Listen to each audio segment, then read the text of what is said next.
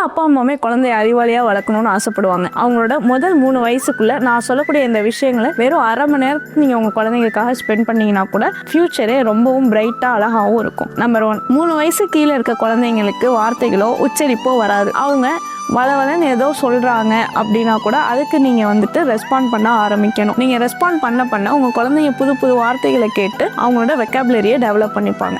Number 2, உங்களை சுற்றி இருக்கக்கூடிய விஷயங்களை நீங்கள் வந்துட்டு காட்டிட்டு இது ரிமோட்டு, இது கிளாக்கு அப்படின்னு ஒரு விஷயத்தையும் பாயிண்ட் அவுட் பண்ணி அதுக்கான பேரையும் அது செய்யக்கூடிய விஷயத்தையும் அவங்களுக்கு எக்ஸ்பிளைன் பண்ணுறது. Number 3, reading news paper everyday with your child. நானே நியூஸ் பேப்பர் படிக்க மாட்டேன், இன்ஸ்டால தான் நியூஸ் பார்க்குறேன் அப்படின்னு நினைக்காதீங்க. குழந்தைங்களை பக்கத்தில் வச்சுட்டு அவங்க கிட்ட ஃபிசிக்கல் நியூஸ் பேப்பரை வச்சு நீங்கள் அவங்களுக்கு ஒரு நியூஸை கூட சும்மா வாசித்து காட்டினீங்கனாலும் அவங்களுக்கு நிறைய வார்த்தைகளை கற்றுக்கிறதுக்கும் இந்த உலகத்தில் என்ன இருக்குன்னு கற்றுக்கிறதுக்கான ஒரு கியூரியாசிட்டியையும் அது உருவாக்கும். நீங்கள் உங்கள் குழந்தைங்களோட ஃபியூச்சர் பிரைட்டாக இருக்கணுங்கிறதுக்காக செய்யக்கூடிய விஷயம் என்னன்னு மறக்காமல் கமெண்ட் பண்ணுங்கள்.